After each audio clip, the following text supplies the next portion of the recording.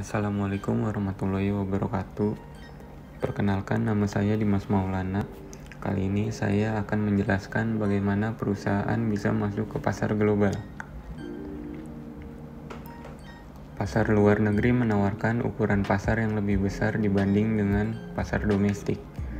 Oleh karena itu, banyak perusahaan mulai berekspansi ke luar negeri. Mereka melakukannya dengan merintis secara internal atau bekerja sama dengan perusahaan lain di pasar target.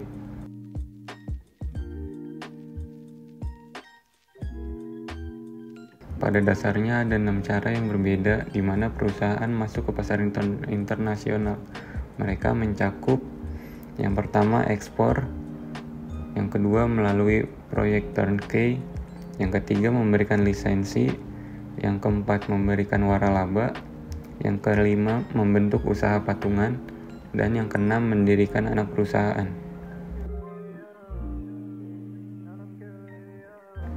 Ekspor memiliki beberapa sejumlah keuntungan, terutama menghindari biaya pengaturan manufaktur di pasar luar negeri. Tetapi, strategi ini juga memiliki kerugian biaya transportasi dan hambatan perdagangan internasional yang lebih tinggi. Untuk mengatasinya, perusahaan dapat menjalankan aliansi strategis untuk membentuk asosiasi dengan anak perusahaan pemasaran di negara tuan rumah.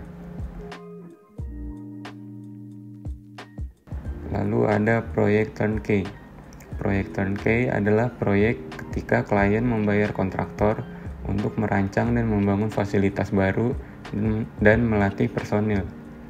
Proyek turnkey adalah cara bagi perusahaan asing untuk mengekspor proses dan teknologinya ke negara lain dengan membangun pabrik di negara itu.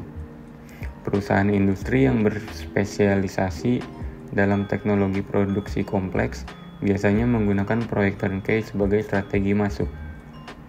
Strategi ini memungkinkan suatu bisnis internasional untuk terlibat dalam pasar luar negeri, di mana mungkin ada larangan yang berkaitan dengan investasi langsung asing.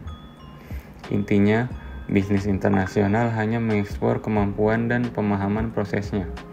Kelemahannya adalah ini mungkin secara tidak sengaja menciptakan pesaing di masa mendatang.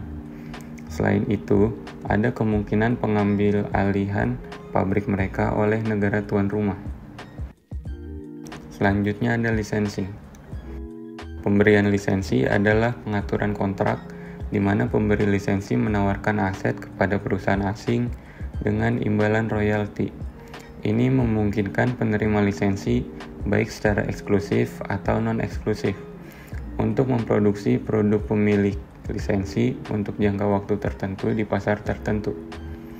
Pemberi lisensi di negara asal memberikan hak atau sumber daya terbatas bagi pemegang lisensi. Hak atau sumber daya dapat mencakup paten, mereka dagang, keterampilan manajerial, dan teknologi, yang mana memungkinkan bagi pemegang lisensi untuk memproduksi dan menjual produk serupa di negara tuan rumah.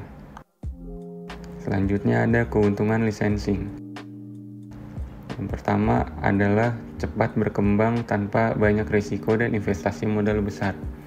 Lalu ada membuka jalan untuk investasi masa depan di pasar.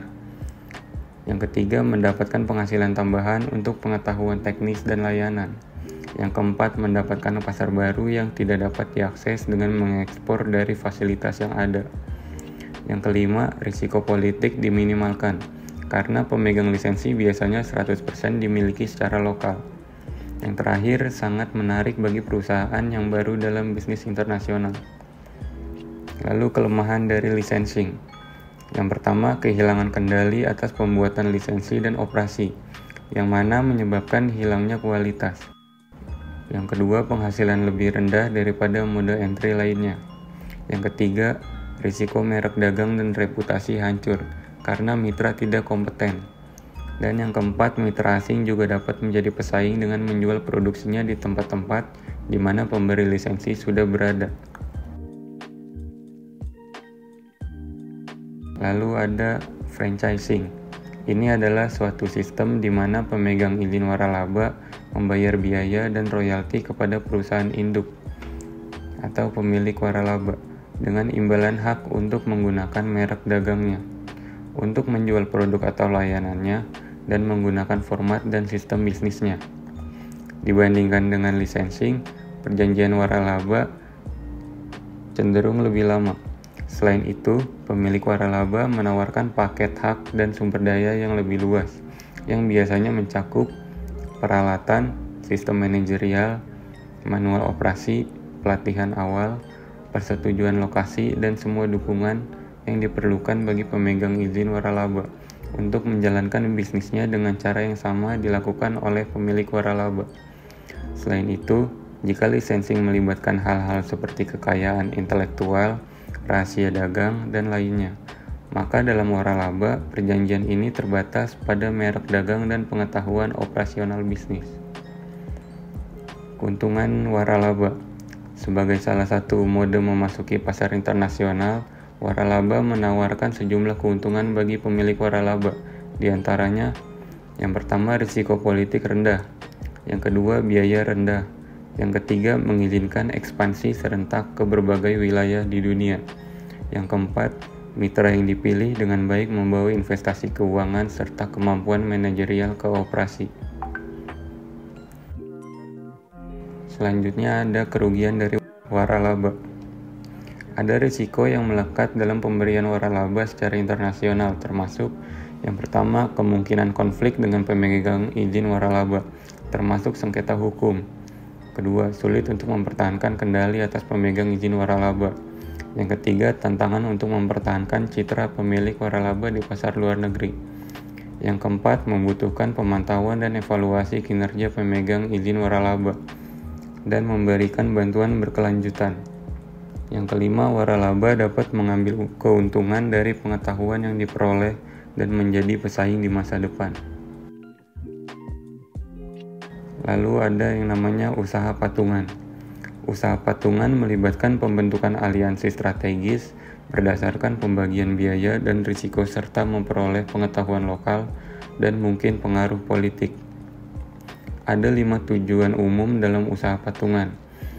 Masuk ke pasar, berbagi risiko dan imbalan, berbagi teknologi dan pengembangan produk bersama, dan mematuhi peraturan pemerintah. Lalu ada kerugian dari usaha patungan. Masalah utama yang perlu dipertimbangkan dalam usaha patungan adalah kepemilikan, kontrol, lamanya kesepakatan, harga, transfer teknologi, kemampuan dan sumber daya perusahaan lokal, dan niat pemerintah. Masalah potensialnya meliputi yang pertama, bentrokan budaya, yang kedua, konflik atas investasi baru, yang ketiga, ketidakpercayaan terhadap pengetahuan hak milik, yang keempat, ambiguitas kinerja, yakni cara membagi risiko dan imbalan, yang kelima, kurangnya dukungan perusahaan induk. Lalu ada anak perusahaan. Anak perusahaan dimiliki sepenuhnya oleh perusahaan. Strategi ini menawarkan kontrol operasi bisnis yang lebih ketat.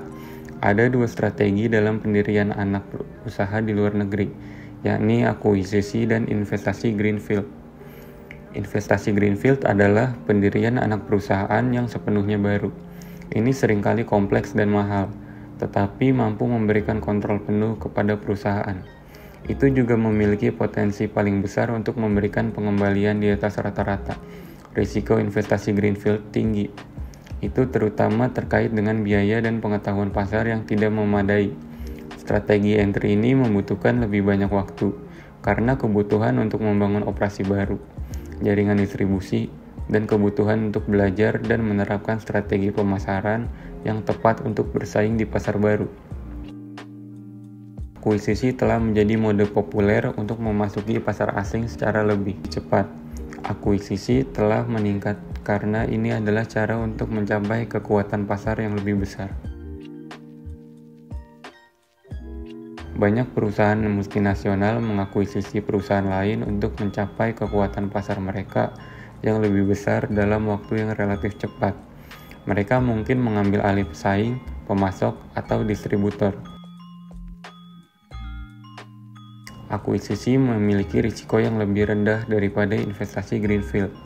Hasil dari suatu akuisisi dapat diperkirakan lebih mudah dan akurat. Sekian yang dapat sampaikan, kurang lebihnya mohon maaf. Wassalamualaikum warahmatullahi wabarakatuh.